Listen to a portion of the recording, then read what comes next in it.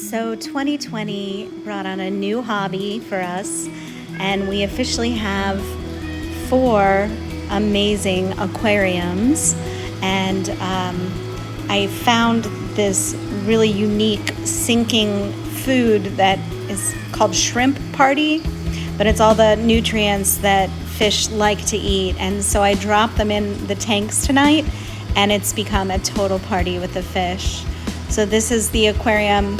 It's the Angel, Molly, and Platy aquarium. And I went with oranges and reds and blacks and whites in this space. And my kitty cat is making some noise at me because that's his way. I think he's jealous of the fish. So I wanted to record it because the guys were making me laugh, and then I decided to show y'all all the different aquariums. So in addition to this one, which I believe was our second aquarium, but we've gone through a number of different fish to live in this particular aquarium, and I've finally settled on a group of community fish that are getting along beautifully.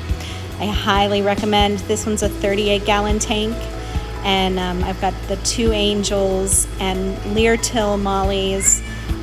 3 of them are creamsicle and 2 of them are pandas.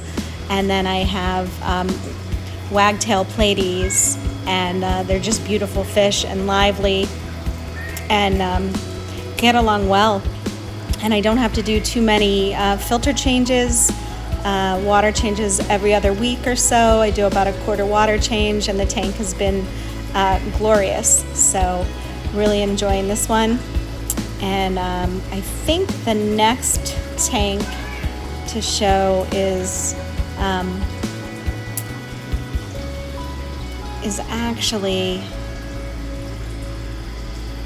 the last tank we got, which was deemed the death tank for a really long time. So we finally just gave it up and put skulls in it because it had a lot of trouble getting the water levels right in it. And so I finally settled on a transfer of Harlequin rasboras that are really hardy little fish. And I originally got them to live with a betta fish and transferred them over to the death tank because they were so hardy and they're super tiny. So I think that's the next tank after this one. But these guys were just having like a major fish party going on. Like the angels were literally picking up it's this teeny tiny like thin strip of like, I don't know, like spirulina and some other like condensed items that as it sits in the water it starts releasing, and literally they all went bananas over this little shrimp party food. So after they had this little party, the angels literally were dragging this piece of food around, and it was getting wedged underneath things. They were like flipping on their sides trying to get to the food. It was really entertaining to watch. So I shared that with you guys. So after this little fish party, I went to go check in on the death tank, which is now has the rasboras, the Harlequin rasboras, and Buenos Aires tetras are in there. And I moved 2 of the albino Cory catfish are in there as well. And there's one plecto that's also albino, and he was hiding tonight. He didn't come out. He waits till it's dark and then he shows his face. And I put in some live plants in that tank because it was recommended. So this is the death tank, and there's the albino Cory cats, and they're super lively and a fun little duo. And you can see the strip a little bit better. So that's the strip that was like causing the other fish to go bananas. They love it. It's got so many packed full nutrients. It must smell really good or something because everyone's bananas over it. So the Harlequin rasboras are those sweet little tiny fish with the kind of diamond, black diamond in them. And they're doing quite well. They like this Java moss that I recently added because it gives them spots where they can hide. And those are egg-bearing fish. So if they do end up breeding, and there's the Buenos Aires tetra, just popped in for a second there. That's the bigger silver one. That's from the tetra family, and they like to live in a school. And so I started with 5 in the tank, and they're really beautiful. And they kind of matched the coloring of the Rasboras with a little bit of red and black and silver.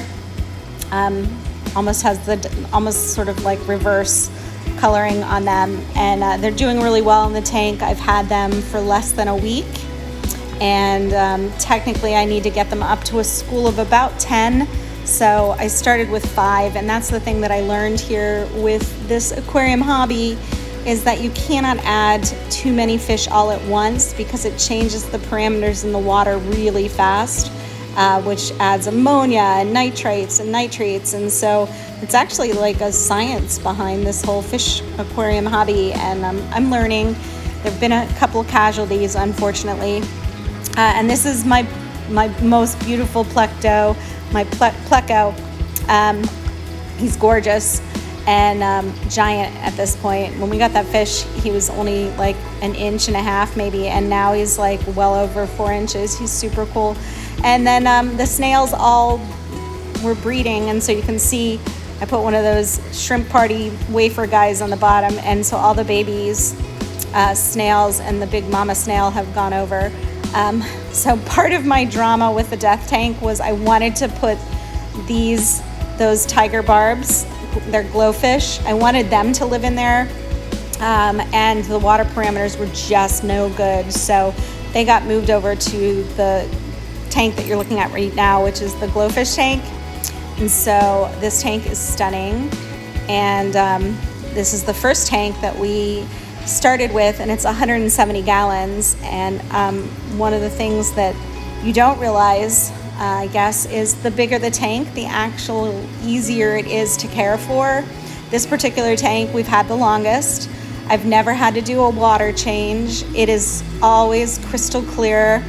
The only thing I've ever done is taken out some of the glow decorations because they're silicone, and they tend to get pretty slimy.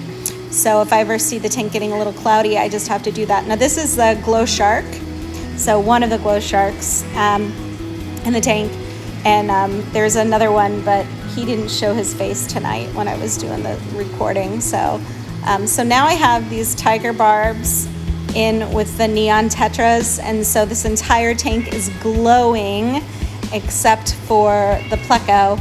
He's the only one that's sort of natural colors, so it looks really cool when you put a blue light on. And they're both schooling fish, so the tetras are the ones without the stripes, and the barbs are the ones with the stripes, and they get along really well. Everyone sort of has their parts of the tank that they prefer, and so yeah, even the little barbs are loving this strip of shrimp party snack that I stuck in there. So it's pretty entertaining to watch everybody do their things. And this is the upstairs tank.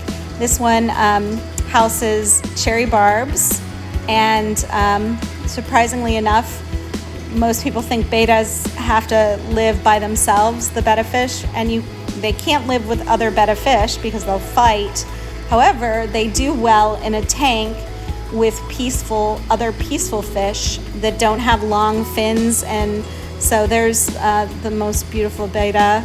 He's a blue mustard betta, beautiful fish, absolutely stunning. And so this tank has been fairly easy to take care of. I did learn recently you have to be very careful with the bettas though, because they don't stop eating. So it's a little challenging when you're feeding all these little guys to make sure you put just the right amount of food in there, because otherwise your betta can get belly bloat and that will kill them. So overfeeding fish is one of the leading causes, that and the wrong parameters in the water.